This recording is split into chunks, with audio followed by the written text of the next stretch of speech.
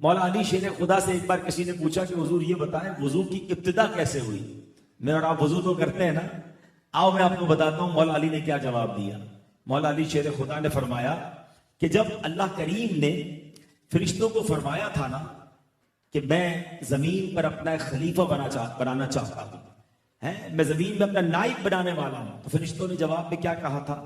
اَتَجْعَلُوا فِيهَا مَن يُفْسِدُ فِيهَا وَيَسْفِكُ الدِّمَاءَ، اے اللہ کیا ایسے کو نائب کرے گا جو اس پہ فساد پھیلائے اور خون ریزیاں کرے؟ تو اللہ کریم نے کیا فرمایا؟ انی اعلم ما لا تعلمون، مجھے معلوم ہے جو تم نہیں جانتے۔ اب فرشتوں کو لگا کہ ہم نے تو اللہ کی بارگاہ میں گستاخی کر دی ہے، اللہ کی بارگاہ میں جرت کر لی ہے، ہمیں سوال نہیں کرنا چاہیے تھا۔ اب فرشتوں نے اللہ کی بارگاہ میں معافی مانگی، مغفرت و رضا چاہی، عرش الہی کا طواف کرنے لگے۔ تو اللہ پاک نے فرمایا کہ کیا تم میری طرف سے مغفرت چاہتے ہو؟ جی یا اللہ ہم تجھ سے مغفرت چاہتے ہیں، معافی چاہتے ہیں۔ اللہ نے فرمایا ایک میرے عرش کے نیچے ایک نہر ہے جس کا نام نہر الحیوان ہے، وہاں چلے جاؤ۔ فرشتے وہاں پہنچ گئے، پہلے کہا ہاتھ دھو، انہوں نے ہاتھ دھوئے، ارشاد ہوا 3 بار کلی کرو، انہوں نے 3 بار کلی کی، پھر ارشاد ہوا کہ 3 بار ناک میں پانی ڈالو، فرشتوں نے ناک میں پانی ڈالا، چہرہ دھونے کا حکم دیا گیا، ہاتھ کونیوں سمیت دھونے کا حکم دیا گیا، سر کا مسح کا حکم دیا گیا، پیر دھونے کا حکم دیا گیا۔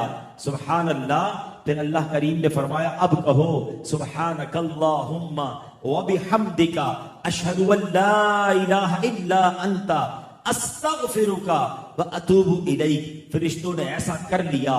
اب اللہ نے فرمایا کہ اے فرشتوں جو بھی صاحب ایمان یہ کرے گا جو تم نے کیا ہے میں اسے اپنی مغفرت اور رضا سے نواز دوں گا۔ فرشتوں نے کہا یا اللہ یہ مہربانی صرف ہمارے لیے ہے؟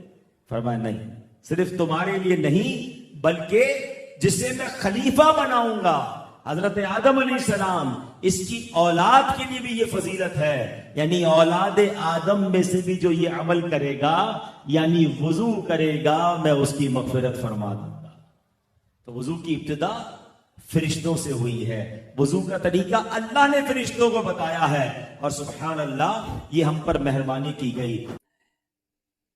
حضرت سیدنا عثمان غنی رضی اللہ تعالیٰ عنہ نے ایک بار ایک مقام پر پہنچ کر پانی منگوایا اور پھر اس سے وضو کیا۔ اس کے بعد آپ مسکرائے اور اپنے رفقا سے فرمانے لگے جانتے ہو میں کیوں مسکرایا؟ پھر خود ہی اس کا جواب دیتے ہوئے فرمایا کہ میں نے دیکھا کہ نبی پاک علیہ الصلوۃ والسلام نے جب وضو فرمایا تو اس کے بعد پیارے آقا علیہ الصلوۃ والسلام بھی مسکرائے، اور صحابہ کرام علیہم رضوان سے نبی پاک صلی اللہ تعالی علیہ وسلم نے فرمایا جانتے ہو میں کیوں مسکرایا؟ تو پھر میٹھے میٹھے مصطفیٰ صلی اللہ تعالی علیہ وسلم نے خود ہی فرمایا کہ جب آدمی وضو کرتا ہے تو چہرہ دھونے سے چہرے کے گناہ معاف ہو جاتے ہیں، اور جب ہاتھ دھوتا ہے تو ہاتھوں کے گناہ معاف ہو جاتے ہیں، اور جب سر کا مسح کرتا ہے تو سر کے گناہ معاف ہو جاتے ہیں، اور جب پیروں کو وہ دھوتا ہے تو پیروں کے گناہ بھی معاف ہو جاتے ہیں۔ آئیے اب وضو کرنے کی سنتیں اور آداب سیکھنے کی کوشش کرتے ہیں۔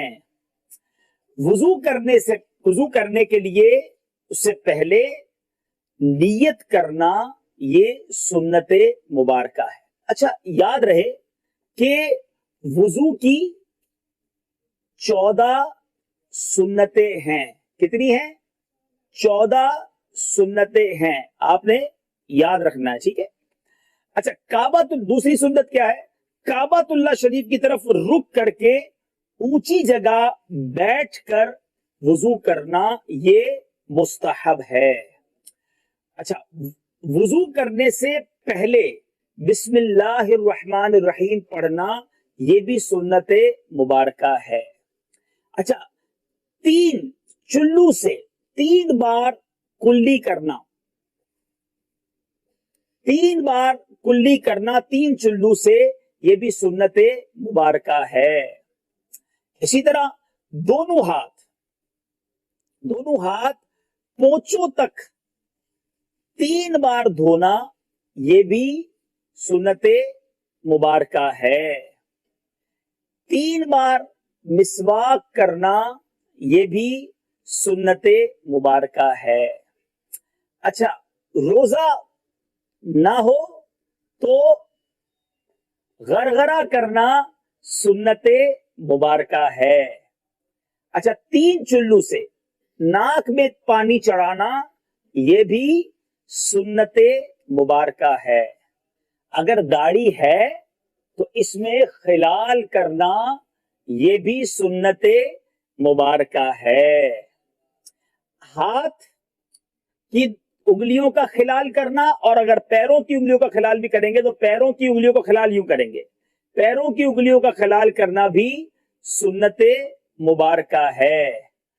पूरे सर का एक बार में मसा करना, ये भी सुन्नत मुबारका है। कानों का मसा करना, ये भी सुन्नत मुबारका है। सुभान अल्लाह। अच्छा, फराइज में तरतीब कायम रखना, मसलन पहले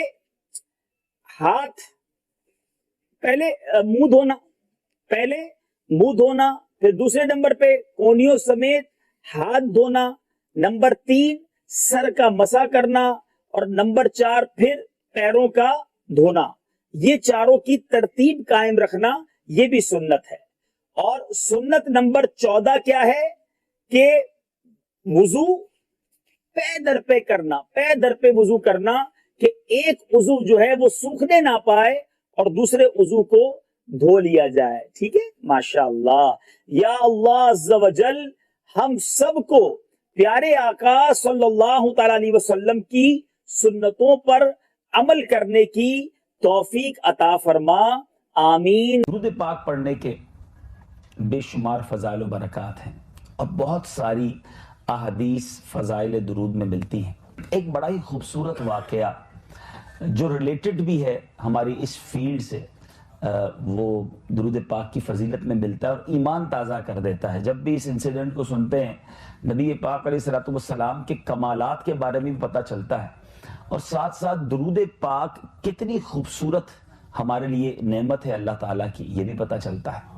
माजरा ये था कि सरकार दो आलम सल्लल्लाहु अलैहि वसल्लम का दौर है और सहाबा किराम अलैहिम रिज़वान के साथ मेरे आका कहीं जिहाद के लिए तशरीफ ले जा रहे थे।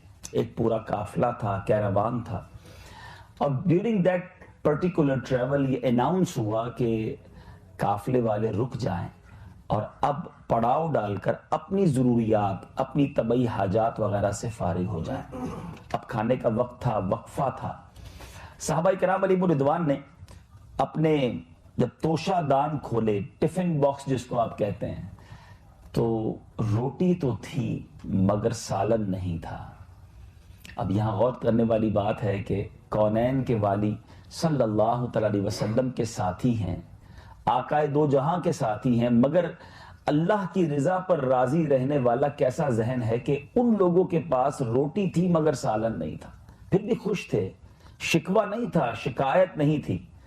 आज हमारे पास बहुत कुछ है मगर फिर भी शिकवा है, फिर भी शिकायत है। थोड़ी कमी आ जाए, थोड़ा माल में कमी आ जाए, थोड़ा कोई लॉस हो जाए तो हमारी तबीयत खराब हो जाती है, हमारा मूड ऑफ हो जाता है। मगर साहबा किराम, अच्छा ये किस ट्रैवल पर थे?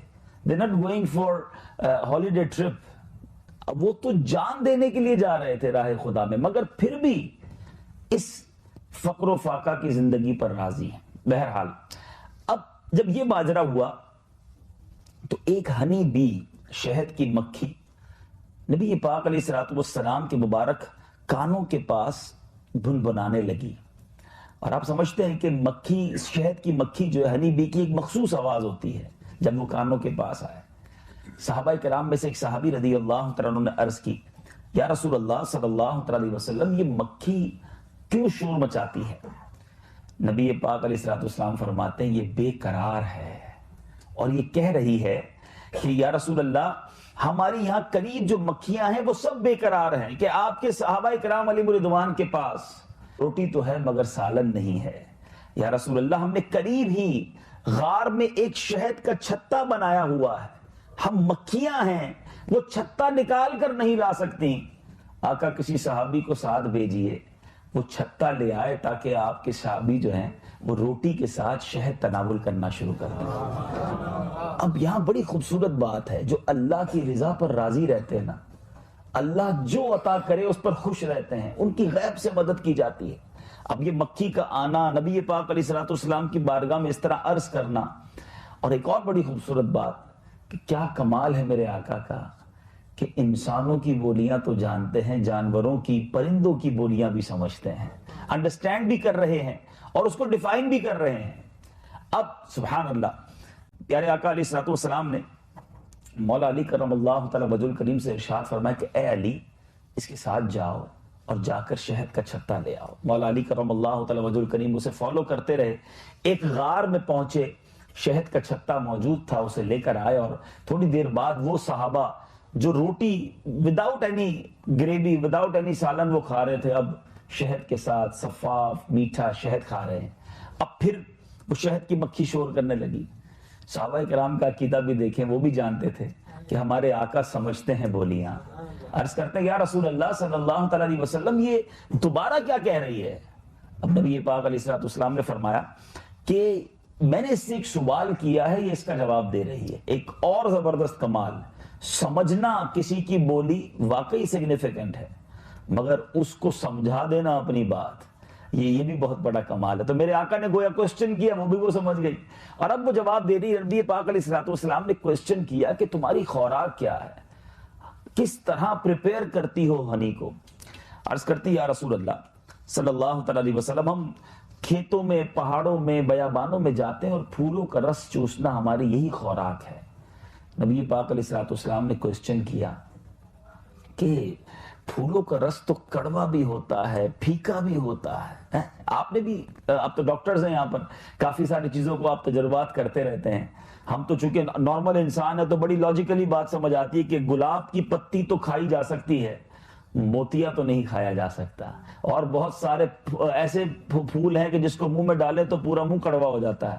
لیکن شہد تو اتنا میٹھا ہے کہ نام لے شہد کا تو منہ میٹھا ہو جاتا ہے. تو اب سوچنے والی بات ہے کہ یہ پھیکا کڑوا رس میٹھا کیسے بن جاتا ہے؟ نبی پاک کا بھی یہی کوسچن تھا. تو اب اس مکھی نے جو جواب دیا، دیٹ از ویری امپورٹنٹ، اور یہ ماشاءاللہ لاجیکلی بھی اور میڈیکلی بھی آپ بہت سارے لوگ جانتے ہیں. اب وہ جو ہے وہ کہتی ہے، وہ مکھی کہتی ہے کہ یا رسول اللہ صلی اللہ تعالیٰ علیہ وسلم، جب ہم پھولوں کا رس چوسنے جاتے ہیں، we always travel in one caravan، ہم ایک قافلے کی صورت میں، ایک جتھے کی صورت میں ٹریول کرتے ہیں، اور ہمارا ایک گروپ لیڈر ہوتا ہے، ہمارا ایک سردار ہوتا ہے. اور یا رسول اللہ صلی اللہ علیہ وسلم، جب ہم پھولوں کا رس چوس کر واپس اپنے چھتے کی طرف اڑتی ہیں تو ہمارا جو وہ سردار ہوتا ہے، جو لیڈر ہوتا ہے، وہ آپ پر درود پڑھنا شروع کر دیتا ہے. اور اس کی دیکھا دیکھی ہم جتنی مکھیاں ہیں سب یا رسول اللہ آپ علیہ الصلوۃ والسلام کی بارگاہ میں درود بھیجتے ہیں. آقا یہ کوئی اور کمال نہیں ہے کہ یہ کڑوا پھیکا پھولوں کا رس شہد جیسا میٹھا کیسے بنتا ہے، یہ آپ پر درود پاک پڑھنے کی برکت ہے جس کی وجہ سے یہ مٹھاس میں تبدیل ہو جاتا ہے. اچھا، یہ بات جب یہ حدیث اور یہ واقعہ کتابوں میں ملتا ہے، ظاہر ہے یہ incident about more than 1400 years ago ہوا، مگر آج میڈیکل بھی اور جو جیوگرافیکل لوگ ہیں وہ بتاتے ہیں. میرا بھی کچھ عرصہ پہلے جب مدنی قافلے میں آسٹریلیا جانا ہوا تو وہاں ایک فارم کے اندر جانا ہوا تو انہوں نے ڈیفائن کیا کہ شہد جو ہے اگر چھتا بنایا جاتا ہے، جو اس کو آپ فارمنگ کہتے ہیں، اس میں بھی بات بڑی معلوماتی پتہ چلی کہ اس پورے پروسیجر میں سب سے اہم کردار کوئین بی کا ہوتا ہے. کہ ایک ملکہ مکھی ہوتی ہے اگر وہ ڈال دی جائے کسی شہد کے چھتے کے اندر تو پورا چھتا خود بخود بلڈ اپ ہونا شروع ہو جاتا ہے، ساری مکھیاں اس کی تابع ہونا شروع ہو جاتی ہیں، اس کے سگنلز کو کیچ کر کے اس کی بات ماننا شروع کر دیتی ہیں۔ اب جا کر یہ سائنس ویریفائی کر رہی ہے کہ جناب دیر از اے لیڈر، کوئی اس میں گروپ لیڈر ہوتا ہے جس کی یہ فالو کرتے ہیں۔ اور آج سے 1450 سال پہلے مکھی نے نبی پاک علیہ السلام کی بارگاہ میں حاضر ہو کر عرض کر دیا تھا کہ یا رسول اللہ، ہمارا ایک لیڈر ہوتا ہے اور وہ آپ پر درود پڑھتا ہے، دیکھا دیکھی ہم درود پڑھتی ہیں اور اس کی برکت سے الحمدللہ یہ شہد میٹھا بن جاتا ہے۔ اور پھر شہد، آپ ماشاءاللہ ڈاکٹرز ہیں کہ کتنی بیماریوں میں شفا ہے، کتنی بیماریوں سے شہد میں شفا ہے۔ میٹھا ہونا اور ہے، اس کا صحت بخش ہونا، اس کا فائدہ مند ہونا۔ اب نبی پاک کے درود سے اگر کوئی چیز کنورٹ ہو رہی ہے تو آپ ذرا سوچیے کہ اس میں برکت کیوں نہ ہوگی۔ اور اس کے اندر جو اور باتیں پتہ چلتی ہیں کہ شہد جو ہے وہ زخموں میں، جدید سائنس بھی بتاتی ہے، بلکہ اس میں ایک اور خوبصورت بات، ایک میں نے آپ کو حدیث سنائی، اب قرآن پاک کی آیت سناؤں گا۔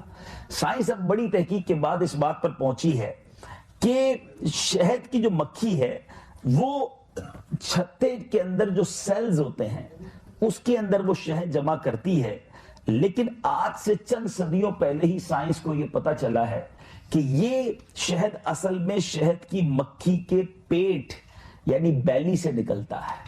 ٹھیک ہے، یہ سائنس پہنچی ہے۔ اب قرآن پاک کی میں ایک آیت پیش کرتا ہوں، ذرا غور کیجئے۔ قرآن ہمارے لیے کیسی مشعل راہ ہے، کیا کیا ہمارے لیے اس میں موجود نہیں ہے۔ چنانچہ قرآن مجید میں ایک پوری سورت ہے، سورہ نحل کے نام سے ہے۔ اب سورہ نحل کسے کہتے ہیں؟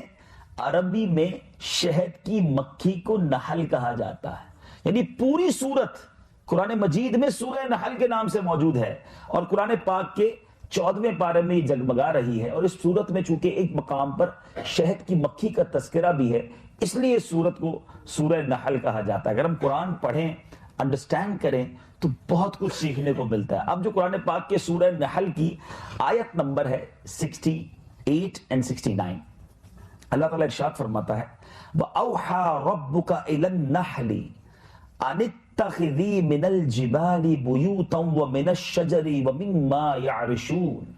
ترجمہ، اور تمہارے رب نے شہد کی مکھی کے دل میں یہ بات ڈال دی کہ پہاڑوں میں اور درختوں میں اور چھتوں میں گھر بناؤ۔ پھر آگے فرمایا پھر ہر قسم کے پھلوں میں سے کھاؤ، شہد کی مکھی سے فرمایا جا رہا ہے، اور اپنے رب کے بنائے ہوئے نرم و آسان راستوں پر چلتی رہو۔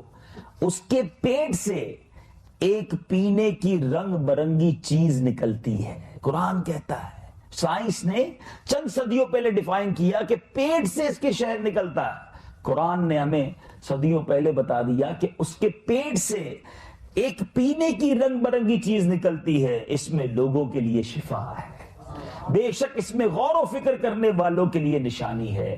سبحان اللہ، قرآن ہمارے لیے کس قدر پیاری پیاری معلومات لیے ہوئے ہے۔ اور اب تو سائنس کہتی ہے کہ جناب شہد جو ہے وہ زخم پر اگر لگا دیا جائے تو وہ بھی کئی معاملات میں زخم کو مندمل کرنے کا باعث بن جاتا ہے، اور بھی اس کے بہت سارے فوائد جو ہے وہ پتہ چلتا ہے۔ لیکن قرآن پاک میں ہمیں پتہ چلتا ہے کہ شہد میں شفا ہے۔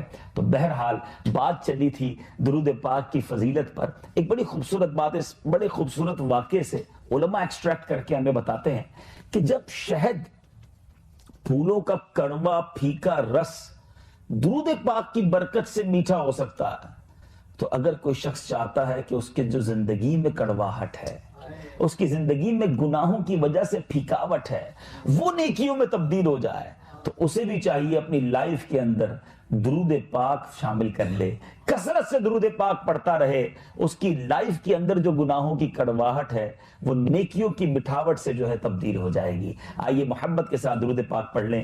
اللہم صلی علی سیدنا و مولانا محمد عدد ما فی علم اللہ صلاۃ دائمۃ بدوام ملک اللہ۔ چونکہ ہمارے ساتھ ڈاکٹرز موجود ہیں اور میڈیکل سے تعلق رکھنے والے اسلامی بھائی ہیں، اسلام سائنسی معلومات اور طب کے بارے میں کیا کہتا ہے؟ یاد رہے کہ مسلم شریف کی حدیث ہے، اللہ عز و جل کے پیارے حبیب صلی اللہ علیہ وسلم کا فرمان صحت نشان ہے، ہر بیماری کی دوا ہے۔ جب دوا بیماری تک پہنچا دی جاتی ہے تو اللہ عز و جل کے حکم سے مریض اچھا ہو جاتا ہے. ہر بیماری کی دوا موجود ہے. یہاں بعض اوقات یہ بات کہی جاتی ہے کہ جناب لا علاج مریض ہے یا اس کی دوا بیان نہیں ہوئی ہے, اس کی دوا اب تک ہم نہیں پہنچے. تو بات یہی ٹھیک ہے, ہم اب تک اس دوا تک نہیں پہنچے, ورنہ اللہ تبارک و تعالیٰ کی طرف سے جو بیماری آئی ہے اس کی دوا بھی دنیا میں موجود ہے. اور آپ دیکھتے ہیں کہ پہلے بیماری آتی ہے, پھر سائنسی تحقیقات شروع ہوتی ہے, اور at end of the day اس کی دوا, اس کی کوئی بھی جو بھی آپ کہیں میڈیسن جو ہے وہ دریافت ہو جاتی ہے. تو it means there is medicine, مگر اس تک پہنچنے میں ہمیں کچھ وقت لگتا ہے. ایک بات جو طب کے حوالے سے کہ کیا شریعت میں طب کے حوالے سے ہمارے لیے معلومات ہے, جیسے میں نے ابھی قرآن پاک کی آیات پیش کی, ابھی آگے بھی آپ سنیں گے. ایک بار حضرت علی بن حسین واقد علیہ رحمت اللہ الواحد کی ایک نصرانی سے, کرسچن سے ملاقات ہوئی, اور وہ ڈاکٹر تھا. اس نے کہا کہ تمہارے دین میں علم طب بالکل نہیں ہے, اس لیے تمہارا دین ناقص ہے. انہوں نے ایک اعتراض کیا کہ آپ کے دین کے اندر علم طب کے بارے میں کیا ہے. سبحان اللہ. انہوں نے جواب دیا کہ ہمارے پیارے اللہ عز و جل نے سارے کا سارا علم طب, all جتنی میڈیکیشنز ہیں, میڈیکل ہے, ایک آیت میں بیان فرما دی ہے. کہا اچھا بیان کرو, وہ کون سی آیت ہے؟ تو حضرت علی بن حسین واقد رحمت اللہ تعالی نے ایک آیت قرآن تلاوت کی. آپ نے فرمایا آدھی آیت ہے, پوری بھی نہیں ہے, وَكُلُوا وَاشْرَبُوا وَلَا تُسْرِفُوا. ترجمہ کنز الایمان, کھاؤ اور پیو اور حد سے نہ بڑھو. اچھا پھر کہا کہ میرے آقا علیہ الصلوۃ والسلام نے ایک, تمہارے نبی نے بھی کچھ کہا ہے طب کے بارے میں؟ اس نے کوسچن کیا. کہا ہاں. نبی پاک علیہ الصلوۃ والسلام کی ایک حدیث سناتا ہوں. پھر ایک حدیث سنائی. سبحان اللہ, آپ بھی غور سے سنیں. فرمایا طبیبوں کے طبیب اللہ عز و جل کے حبیب صلی اللہ علیہ وسلم نے ارشاد فرمایا, معدہ جو ہے ساری بیماریوں کا گھر اور پرہیز سارے علاجوں کا سر ہے.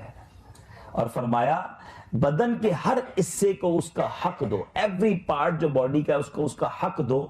اب وہ نصرانی کرسچن ڈاکٹر یہ دونوں آیت اور حدیث سن کر اس قدر حیران ہوا اور کہتا ہے واقعی تمہارے قرآن اور تمہارے رسول نے جالی نوس جو دنیا کا بہت بڑا طبیب گزرا ہے اس کے لیے طب کا کوئی مسئلہ نہیں چھوڑا, سب ہی بیان کر دیا ہے.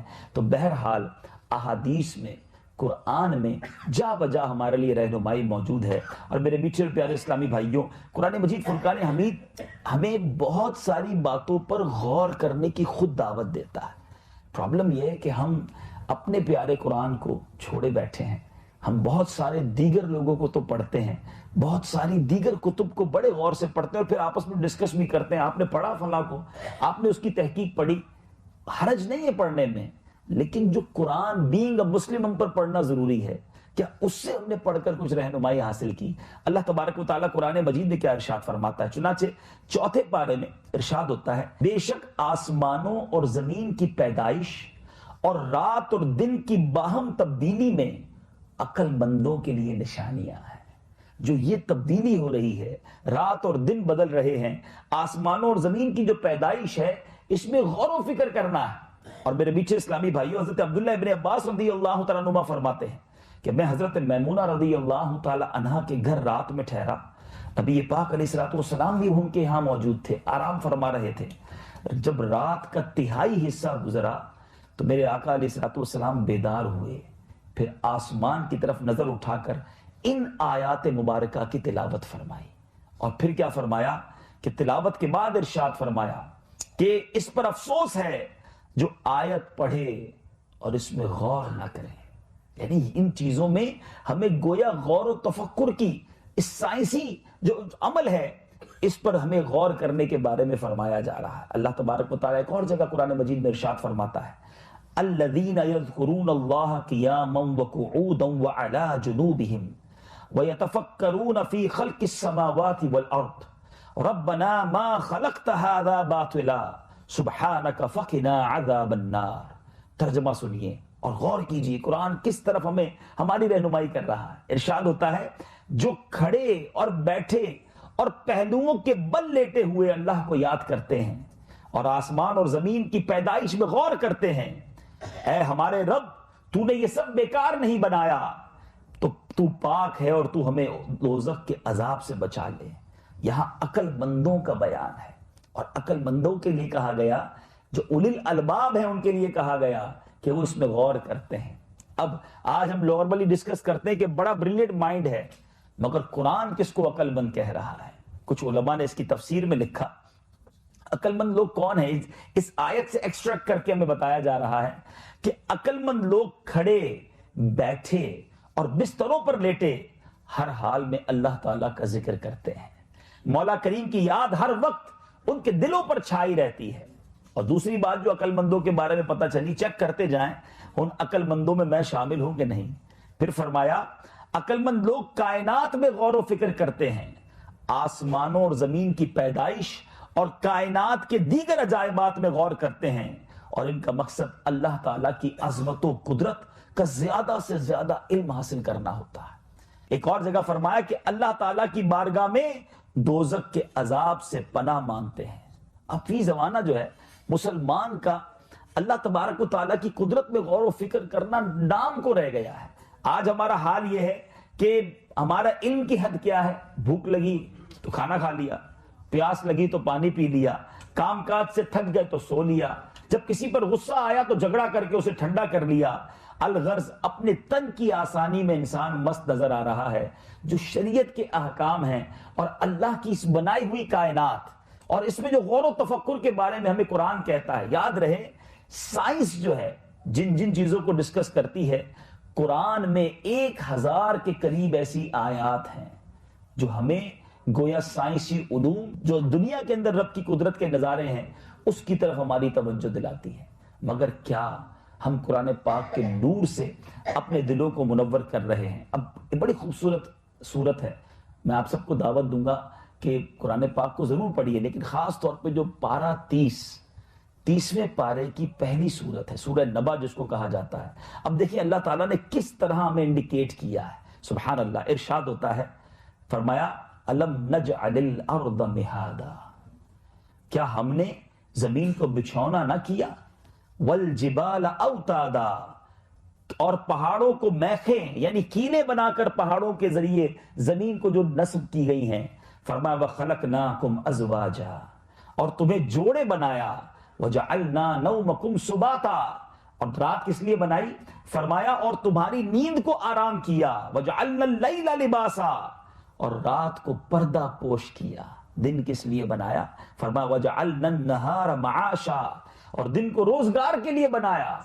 پھر آگے اپنی قدرت کے بارے میں ارشاد فرما رہا ہے وَبَنَيْنَا فَوْقَكُمْ سَبْعًا شِدَادًا، ارشاد ہوتا ہے اور تمہارے اوپر 7 مضبوط چنائیاں تعمیر کی، 7 آسمان بنائے۔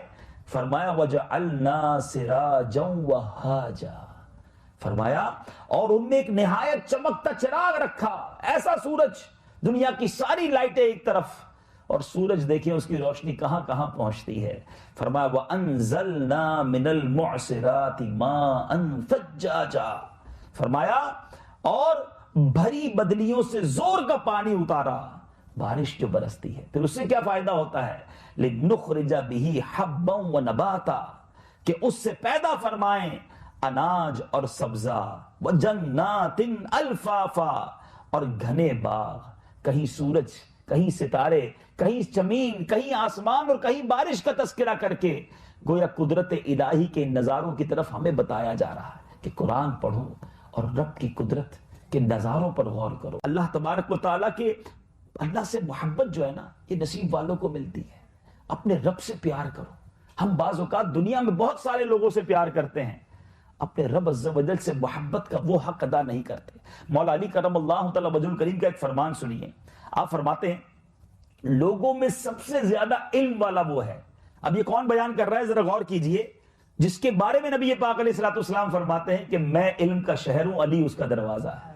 وہ خود کہہ رہے ہیں کہ سب سے زیادہ نالجبل پرسن کون ہے؟ یہاں بڑی بڑی ڈگری ہولڈر بیٹھے ہیں، اور میں آپ کو بتاتا ہوں سب سے زیادہ علم والا کون ہے۔ مولا علی فرماتے ہیں سب سے زیادہ علم والا وہ ہے جو سب سے زیادہ اللہ تعالیٰ سے محبت کرتا ہے اپنے رب سے ہی پیار نہیں جسے، اس کی زندگی کیسی ہے؟ آگے فرمایا اور لا الہ الا اللہ کہنے والوں کی تعظیم کرتا ہے، اللہ سے محبت کرتا ہے اور مسلمانوں کی تعظیم کرتا ہے۔ فرمایا وہ سب سے زیادہ علم والا ہے۔ اے میرے میٹھے اور پیارے اسلامی بھائیوں، اب حضرت عمر فاروق کا ایک فرمان سن لیجئے.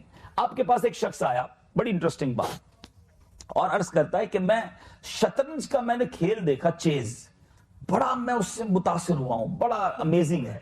اس میں 64 خانے ہیں اور ان خانوں میں وہ جو باکسز ہیں اس میں وہ کھیل کھیلا جاتا ہے, مگر 1,00,000 بار کوئی شطرنج کھیلے ہر بار نئی چال بن جاتی ہے. یعنی ان 64 خانوں میں کتنی زیادہ کریشن ہے. وہ آ کر حضرت عمر فاروق سے عرض کرتا ہے, سبحان اللہ. عمر فاروق ہے نا خلیفۃ المسلمین نے کیا شاندار جواب دیا اور ایمان تازہ کر دیا. آپ فرماتے ہیں کہ میں تو اس سے بھی بہت بڑے امر پر تعجب کرتا ہوں. میں انسان کا چہرہ ایک بالشت کا ہے. 64 خانے ہیں نا شطرنج میں, تو انسان کا پورا چہرہ ایک بالشت میں آ جاتا ہے. حضرت عمر کہتے ہیں اربوں خربوں چہرے رب نے بنائے, کوئی چہرہ ایک دوسرے سے نہیں ملتا. اب چہرے تو دور کی بات ہے, آنکھیں ایک دوسرے سے نہیں ملتی ہیں. اب تو آئی ٹیسٹ ہونے لگے ایئرپورٹ پر. اب جا کر پتا چلا سائنس کو کہ جناب یہ آنکھوں کی پتلی میچ نہیں ہو سکتی. ناک الگ ہے, آنکھیں الگ ہیں, کان الگ ہیں. آپ کو میں کاغذ اور قلم دیتا ہوں کہ جناب ذرا چہرے بنائیے, کتنے الگ الگ بنا سکتے ہیں. ہم کمپیوٹر لے کر بیٹھ جائیں, خود بنانا شروع کریں, 50, 100, 200, 500 کے بعد تھک جائیں گے. اب کریٹیوٹی نہیں رہے گی کہ ایک ہی چہرے کو مختلف کیسے بناؤں. صدیوں سے لوگ پیدا ہو رہے ہیں, صدیوں تک پیدا ہوتے رہیں گے, پتہ نہیں کب قیامت آنی ہے. سب کے چہرے الگ ہیں. 2 سگے بھائی ایک ہی وقت میں پیدا ہو جائیں, ان کے چہرے رب نے الگ بنائے. ارے اب قرآن کہتا ہے, دیکھیے سائنس اور قرآن کو سمجھنے کی کوشش کیجئے. قرآن پڑھیے تو سمجھ آتا ہے کہ رب کی کیسے نظارے جو آج سائنس جا کر پروف کرتی ہے. سبحان اللہ. قرآن مجید کے سورہ قیامہ میں اللہ تبارک و تعالی ارشاد فرماتا ہے, اَيَحْسَبُ الْإِنسَانُ أَن لَّن نَّجْمَعَ عِظَامًا, کیا آدمی یہ سمجھتا ہے کہ ہم ہرگز ان کی ہڈیاں جمع نہ فرمائیں گے. بلا قادرین علی ان نسوی بنانا, قرآن کہتا ہے کیوں نہیں, ہم قادر ہیں کہ اس کے پور ٹھیک بنا دیں. مفسرین فرماتے ہیں اللہ تبارک و تعالیٰ پر لوگوں کا اعتراض یہ تھا کہ کیسے دنیا کو مرنے کے بعد جمع فرمائے گا. ارے رب فرماتا ہے کہ ہم تو پور جو ہیں, انگلیوں کے جو پورے ہیں وہ الگ الگ بنا دیے ہیں. آپ آج فنگر پرنٹس دنیا میں چیک کیے جاتے ہیں, سب کی انگلیوں کے نشان بھی الگ الگ ہیں.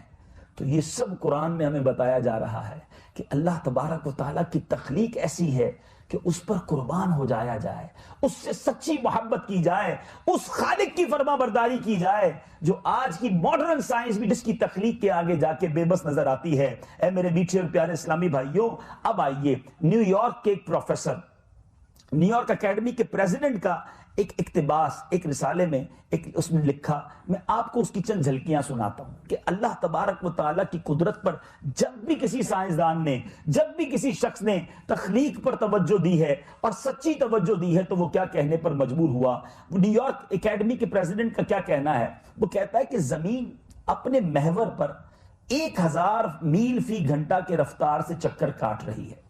اگر اس کی رفتار 1000 میل کی بجائے 100 میل ہو جائے تو دن اتنے لمبے ہوتے کہ سورج کی تپش تمام کھیتوں کو بھون کر رکھ دیتی, اور راتیں اتنی لمبی اور سرد ہوتی کہ زندگی کی اگر کچھ رمق سورج کی تپش سے بچ بھی جاتی تو رات اتنی ٹھنڈی ہوتی کہ وہ منجمد کر دیتی. اب وہ کہتا ہے سورج کا درجہ حرارت جو ہے ایک تحقیق کے مطابق 12,000 فارن ہائٹ ہے, ڈگری فارن ہائٹ ہے, لیکن زمین اور سورج کو اتنی مناسبت سے, اتنے پرفیکٹ ڈسٹنس سے رکھا گیا ہے کہ سورج کی اتنی ہی حرارت پہنچتی ہے جتنی جو حیات بخش ہے. یعنی اگر آپ آگ جلائیں اور اس کے پاس ایک حد تک جا سکیں گے, بہت قریب چلے جائیں تو انگلیاں جل جاتی ہیں. تو فرمایا سورج اور زمین کا جو ڈفرنس ہے وہ اتنا تناسب کے ساتھ ہے کہ زندگی باقی رہتی ہے. اب یہ 12,000 فارن ہائٹ جو ہے وہ سائنسدان کہتا ہے اگر اس کو 6000 ڈگری ہوتا تو ساری زمین برف کے نیچے دب جاتی, اور یہ 18,000 ہوتا تو سب کے سب جل کر راکھ ہو جاتے. یہ پرفیکٹلی جو ڈیسٹینیشن بنایا گیا اور اس کا تناسب بنایا گیا وہ حیران ہے. پھر وہ آگے کہتا ہے زمین کا جھکاؤ جو ہے 23 درجے کا زاویہ بناتا ہے, 23 ڈگری کا ایک زاویہ ہے. اگر اسی جھکاؤ کی وجہ سے باری باری موسم آتے ہیں, اس کا کہنا ہے بخارات جنوب اور شمال میں حرکت کرتے ہیں، اگر کہتا ہے یہ جھکاؤ نہ ہوتا تو ساری زمین برف سے ڈھک جاتی۔ یہ ہماری زمین کی جو لیئر ہے، اگر وہ لکھتا ہے کہ اگر یہ فقط 10 فٹ موٹی ہوتی اور اس پر 10 فٹ موٹی یہ لیئر ہوتی تو یہاں آکسیجن ہی نہ ہوتی، کوئی جانور زندہ نہ رہتا۔ اسی طرح سمندر اگر چند فٹ اور گہرے ہوتے تو ساری کاربن ڈائی آکسائڈ اور آکسیجن صرف ہو جاتی اور روئے زمین پر کوئی سبز پتا نظر نہ آتا۔ ان تمام تخلیق کے بعد وہ لکھتا کیا ہے؟ That is the main thing. وہ لکھتا ہے اس حکیمانہ نظام پر غور کرتے ہوئے ہم اس نتیجے پر پہنچتے ہیں کہ یہ کارخانہ ہستی اتفاقاً مارز وجود میں نہیں آیا، بلکہ ایک حکیم و دانا خالق نے اس کی تخلیق فرمائی ہے، ورنہ زندگی کا یہاں کوئی امکان نہ تھا۔ آپ ڈسپلن کی بات کرتے ہیں، ذرا ڈسپلن تو دیکھیں کہ سورج نے جس وقت نکلنا ہے اسی وقت نکلنا ہے۔ 2 دسمبر سن 1800 میں جتنے بجے سورج نکلا تھا، آج 2 دسمبر 2015 کو بھی سورج اتنے بجے ہی نکلا ہے۔ ہمارے فجر کے ٹائمز ہیں 2 دسمبر کو جو غروب آفتاب کا وقت تھا سن 1800 میں، آج سن 2015 میں بھی 2 دسمبر غروب آفتاب اسی وقت ہوگا۔ Look at the discipline. اچھا، یہ جو ڈسپلن ہے، یہ سورج اپنے محور میں ہے، چاند اپنے طبق پر گزر رہا ہے۔ سائنس تو آج کہتی ہے نا۔ آؤ میں آپ کو قرآن پاک کی آیات سناتا ہوں، اور آپ نے یہ آیتیں کئی بار خود پڑھی ہیں۔ بڑی مشہور سورت سورہ یاسین۔ سبحان اللہ، قرآن کہتا ہے وَالشَّمْسُ تَجْرِي لِمُسْتَقَرٍّ لَهَا ذَلِكَ تَقْدِيرُ الْعَزِيزِ الْعَلِيمِ وَالْقَمَرَ قَدَّرْنَاهُ مَنَازِلَ حَتَّى عَادَ كَالْعُرْجُونِ الْقَدِيمِ لَا الشَّمْسُ يَنبَغِي لَهَا أَن تُدْرِكَ الْقَمَرَ وَلَا اللَّيْلُ سَابِقُ النَّهَارِ وَكُلٌّ فِي فَلَكٍ يَسْبَحُونَ۔ آیتیں سنی کئی بار ہوں گی، آج اس کے ترجمے پر اس پوری ڈیفینیشن کے بعد غور سنو کہ قرآن ہمیں کتنا پہلے بتا رہا ہے۔ قرآن کہتا ہے اور سورج چلتا ہے اپنے ایک ٹھہراؤ کے لیے، یہ حکم ہے زبردست علم والے کا، اور چاند کے لیے ہم نے منزلیں مقرر کی، یہاں تک کہ پھر ہو گیا جیسے کھجور کی پرانی ڈال یعنی ٹہنی سورج کو نہیں پہنچتا کہ چاند کو پکڑ لے، اور نہ رات دن پر سبقت لے جائے، ہر ایک ایک گھیرے میں پیر رہا ہے۔ everything will going smoothly with their destination، اور جو ان کو حکم دیا گیا ہے، رات اپنے وقت آتی ہے، دن اپنے وقت آتا ہے، سورج اپنی چال پر ہے، چاند اپنی چال پر ہے۔ اگر ڈسپلن نہ ہوتا، کبھی سورج چاند سے ٹکرا جاتا، کبھی زمین کسی سیارے سے ٹکرا جاتی۔ اے میرے میٹھے اور پیارے اسلامی بھائیوں، یہ تمام باتیں، قدرت کے یہ تمام نظارے اور قرآن پاک کی تمام آیتوں سے